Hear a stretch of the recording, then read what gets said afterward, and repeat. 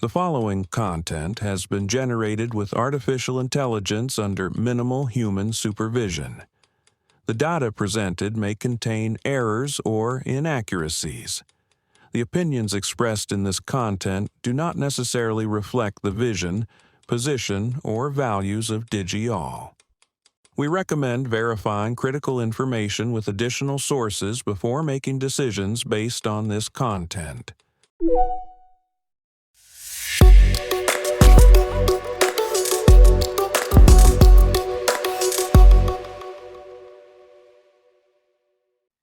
Welcome to DigiAll Tech News. Today is Sunday, April 12th, 2026.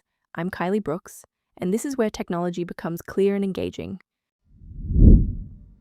OpenAI CEO Sam Altman's San Francisco home was attacked with a Molotov cocktail in the early hours of Friday morning. Police arrested a 20-year-old suspect who allegedly threatened to burn down OpenAI headquarters just an hour later. Federal Reserve Chair Jerome Powell and Treasury Secretary Scott Bessent held an emergency meeting with major U.S. bank CEOs this week to address cybersecurity risks posed by Anthropic's new Mythos AI model. OpenAI has accused Elon Musk of a legal ambush just weeks before their trial begins, claiming Musk abruptly changed his lawsuit's objectives to inject chaos into the proceedings. Maine and Missouri are leading a growing movement to ban AI therapy chatbots, with new legislation prohibiting artificial intelligence from replacing licensed human therapists in clinical settings. Microsoft is building a new team to integrate the OpenClaw AI agent framework into Microsoft 365 Copilot, potentially bringing autonomous 24/7 task management to hundreds of millions of office workers. Let's start with that unsettling attack on Sam Altman's home. Around 4 a.m. Friday, someone threw a Molotov cocktail at his house in San Francisco's North Beach neighborhood. The fire damaged an exterior gate, but thankfully no one was injured. The suspect fled on foot, but about an hour later, the same person allegedly showed up at OpenAI's headquarters and threatened to burn that building down too. Police recognized and arrested the 20-year-old suspect. OpenAI's spokesperson expressed gratitude for the quick police response and confirmed they're assisting with the investigation. In a personal blog post, Altman shared a family photo and reflected on the incident, saying he had underestimated the power of words and narratives. He acknowledged that while much criticism of the AI industry comes from sincere concern about high stakes, he's calling for de-escalation of rhetoric and tactics. This attack comes amid intense controversy for OpenAI, including their Department of Defense deal and Elon Musk's ongoing lawsuit claiming Altman manipulated him out of $38 million. Now to Washington, where top financial regulators are deeply concerned about AI cybersecurity risks.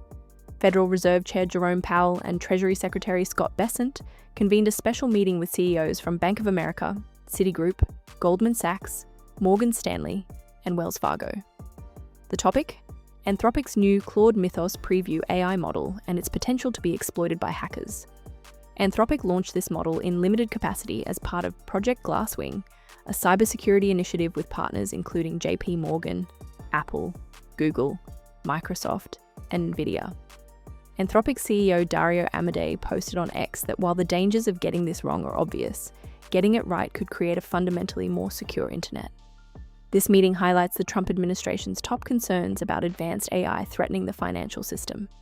It comes as Anthropic faces its own legal battles with the Department of Defense, which labeled the company a supply chain risk due to its limits on AI use in warfare. The legal battle between OpenAI and Elon Musk is heating up. In a court filing late Friday, OpenAI accused Musk of a, quote, legal ambush for abruptly changing his lawsuit's objectives just weeks before trial. OpenAI claims Musk's new goals are designed to, quote, sandbag the defendants and inject chaos into the proceedings. Musk originally sued, claiming OpenAI defrauded him by abandoning its nonprofit mission for a Microsoft partnership. He's now seeking damages between $79 and $134 billion. The trial is set for late April in Oakland, California, after a judge rejected OpenAI and Microsoft's attempt to avoid a jury trial. Interestingly, Musk has said he wants any winnings to go to OpenAI's nonprofit entity. OpenAI was recently valued at $852 billion after completing a $122 billion funding round. States are moving faster than the federal government on AI regulation, particularly around mental health. Maine just sent Bill LD 2082 to the governor, prohibiting AI from clinical use in therapy while allowing administrative applications. Meanwhile, Missouri advanced Bill HB 2372 through a healthcare omnibus package, banning AI from therapy, psychotherapy, and mental health diagnosis, with a $10,000 penalty for first violations. These laws reflect a growing consensus that AI shouldn't replace licensed human therapists in clinical settings. The push comes as commercial therapy chatbots proliferate, some marketed directly to vulnerable consumers without adequate oversight. This is part of a broader trend of state-level AI regulation, with over 10 anti-prediction market bills introduced in Congress since January and dozens of AI-focused measures in state legislatures. While the federal government accelerates AI adoption, states are filling the regulatory vacuum with binding restrictions on high-risk applications.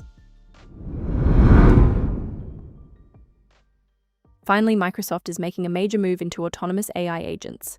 They've formed a new team called Ocean 11, led by Omar Shaheen, former leader of Microsoft Word, to integrate the OpenClaw framework into Microsoft 365 Copilot.